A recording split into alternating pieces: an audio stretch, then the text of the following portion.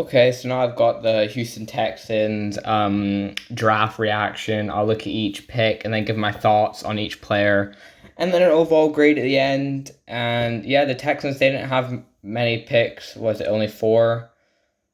Five picks. So first pick was Davis Mills in the third round. This kind of shows that like maybe Deshaun Watson won't be playing next year's season because of all his allegations. We won't really talk about that, but a bit of a sticky situation.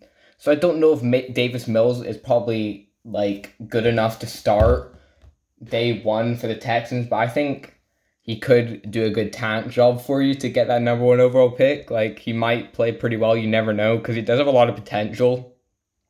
Like he's got a pretty strong arm. He's not the best athlete. He's also a pretty smart player. Like he goes through his reads and all. He just didn't play a lot at Stanford. Like I was surprised that he even declared this year. I thought he would have gone back next year, kind of showing that he is a good quarterback and maybe could have been one of the best in the class if he did go back. It was kind of hit or miss. You don't really know whether he'll be good or not. I do like Davis Mills, but I just don't know if he can be a franchise quarterback in the league. I think he'll just be a serviceable backup, like kind of like a Chase Daniel type of player in the league, I think.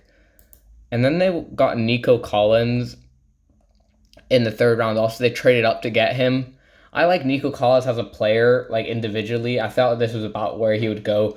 Like he's a good vertical threat, and he will add a lot to that Texas offense. So I think he will be a good fit, good replacement for Will Fuller. He's not as fast, but also bigger jump ball receiver. Also, he's just a good receiver overall. Also runs pretty decent routes, but they gave away too much. I think, especially for a team that just needs young talent. You gave away so much to get Nico Collins, who isn't the best wide receiver in the class. He is a good player, but your receiver core is already not that bad, and you trade up a ton to get Nico Collins in the third round. Like I didn't really like that. I don't know what they gave away exactly, but they just gave away so much just to get Nico Collins.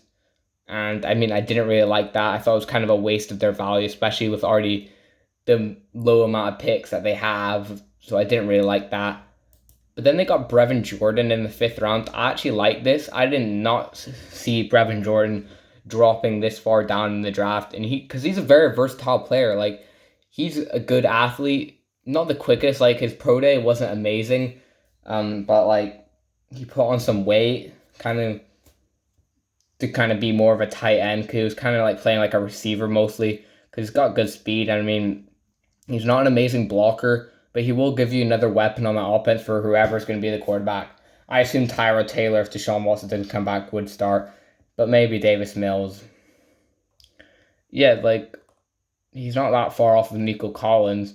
Just I quite like it. Fifth round, that's a good place for Brevin Jordan, who I thought was the like fourth best tight end, or third actually. I might have had him fourth actually. I think I might have had him Tommy Tremble in front. I like it. Fifth round gets the Texans another good weapon. They need some young talent on that team.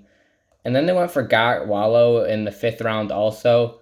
I don't really like Garrett Wallow. He's not an amazing linebacker. He'll be a good special teamer for you straight away. I don't really. You got a ton of linebackers though for the Texans. Like you signed a bunch. Like you signed Kevin Pierre-Louis, Christian Kirksey. Like you've got a lot of tight end. I mean, linebackers there. I mean, you only have five picks, so I would have preferred to maybe address another position like O-line or something, or secondary. I do think Garrett Wallow can be a contributor on special teams, but I think that's all he's going to be straight away. He might come in at points, he might surprise and beat out some players, but it doesn't seem likely. And then they went for Roy Lopez in the sixth round. I don't think he was the best player available, definitely not. But I guess you get more depth on that defensive line. He isn't a horrible player. Like he's got good strength, a good run defender, but that's kind of it. And he's actually pretty athletic. He's not a massive player. Like he's not super tall for the defensive tackle position, but it's not bad. And he's not a horrible player in the sixth round. I just feel like they could have done better stuff with the picks that they had. They didn't have good picks, but really for a team like this, you kind of got to hit on each pick, or else it's just kind of a waste of the draft. Like I think they got good players, but players that were available were better, and I don't really know that the players I took can really contribute that well, especially like Garrett Wallow.